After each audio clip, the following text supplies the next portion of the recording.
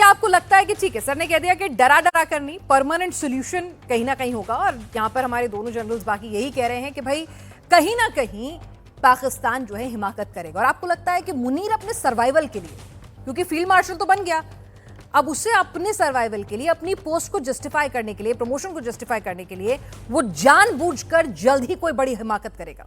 पिनाज, पहले तो ऑडियंस को जय हिंद, स्टार्ट विद दैट।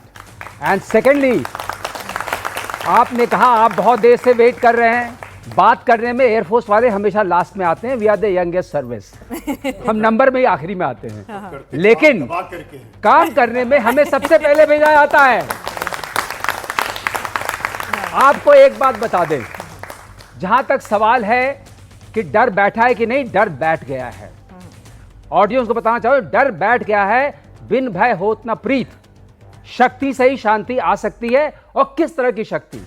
जहां तक तैयार रहने का सवाल है, I agree with all the 3 generals. एक तरफ बांग्लादेश है, एक तरफ आपका चाइना है, और एक तरफ पाकिस्तान है, और नीचे आपका इंडो पैसिफिक है।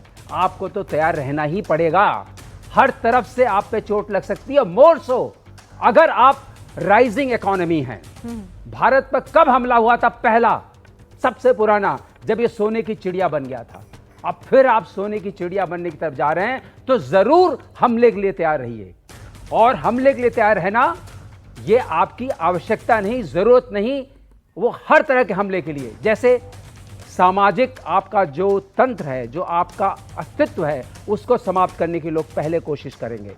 जैसे हम कह रहे हैं बलूचिस्तान में हो रहा है, एक उग्रवाद शुरू हो रहा है, खैबर पख्तूनख्वा में हो रहा है, सिंध में हो रहा है, ये इम्प्लोजन कहलाता है। हमारे यहाँ नहीं हो रहा है। Because we are a democratic country, किसी आर्मी के अंडर में काम नहीं कर रहे हैं। तो सवाल जहाँ तक आप समझिए, जो सिक्योरिटी आर्किटेक्चर है आपके कंट्री का, वो बहुत स्ट्रांग है।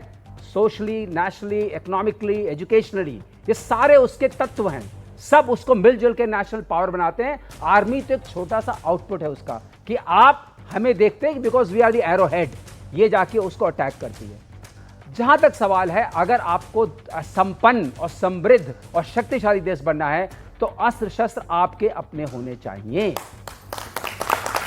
आप दूसरों पर निर्भर रह के नहीं जीत सकते अपनी लड़ाई। और इस बार आपने साबित किया।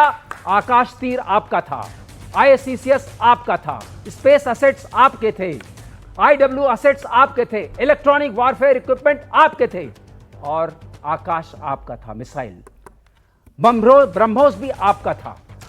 जब आपके अपने होंगे तभी आप जीत पाएंगे, क्योंकि जब जरूरत पड़ेगी तो हो सकता है बहुत जरूरत पड़े। और प्रिसिशन अटैक हुआ था।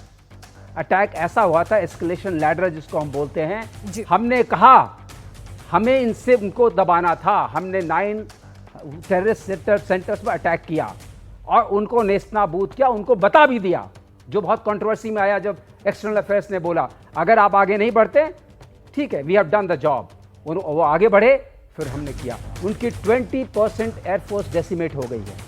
जो भुलारी में छेद हुआ है, उसमें से उनका AEWC चला गया है। और मुझे पता है एक हैंगर में कितने लोग रहते हैं, कम से कम उनके 8 से 10 ऑफिसर और 60 से 70 एयरमैन भी नेस्तनाबूद हो गए। और जो इक्विपमेंट वहां होता है, वो इक्विपमेंट बहुत कॉस्टली होता है, वो दोबारा आप ऐसे ही खड़ा नहीं कर सकते। नूर खान में जो हुआ वो बहुत घातक हुआ। वहां का command and communication centre, notes, उनके VIP एयरक्राफ्ट और उनका SPD स्ट्रेटेजिक प्लान्स डिवीजन खत्म हो गया। क्यों शिफ्ट कर रहे हैं वो रावलपिंडी से इस्लामाबाद जी अपने GHQ को? कुछ तो डर होगा, किसी चीज का तो डर होगा। और सरगोधा भी चला गया, और सरगोधा से खबरें आती रहती है, मैं उनकी बात नहीं करना चाहूंगा क्योंकि किसी ने भी उसको ओन अप नहीं किया है। तो बात यह है कि जब आप इस तरह की प्रिसिशन स्ट्राइक करेंगे, उसका इंपैक्ट पड़ेगा।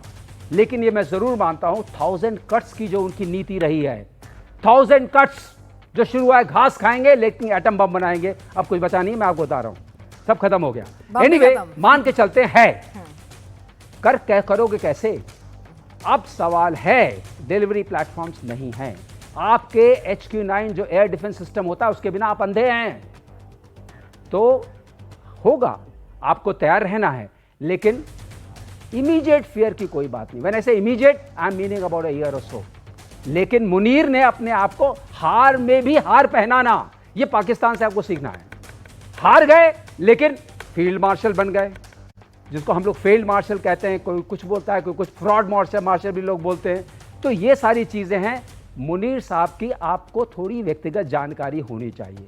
तो वही मुनीर तो जो है सवाल था ईमान कि के बेटे मुनीर हैं, अपने लिए, अपने सर्वाइवल के लिए इतना हाँ, विभत्स हरकत कर सर्वाइवल सकता उनका हो गया। नहीं तो फिनाज he has become field marshal, उसको साहब, बचा लिया। सेना में बगावत ना हो जाए ना, दूसरे भी तो अपनी प्रमोशन के लिए बैठे हैं, अगर उसी की माननी होगी तो फिर कैसे चलेगा नहीं, देश? अभी उसने अपना दबदबा बना लिया है क्योंकि अभी अप्रूवल रेटिंग भी आई थी। अप्रूवल रेटिंग में आपको जान के ताजुब होगा, 93% अप्रूवल रेटिंग आई है मुनीर की। तो सेटिस्फाइड चल रहे हैं वो लोग कि हमने कर दिया अपना काम। गैलप पोल हुआ था, लेकिन वो पाकिस्तान में हुआ था, पाकिस्तानियों ने करवाया था, तो किस टाइप का पोल था वो भी आप समझ सकते हैं। लेकिन जो मीडिया में खबरें 93% की अप्रूवल रेटिंग थी मुनीर की। तो इन सबको अगर आप लीजिए, टोटल मुनीर ने अपने ऊपर वो चादर बिछा ली कि हम जीते हैं।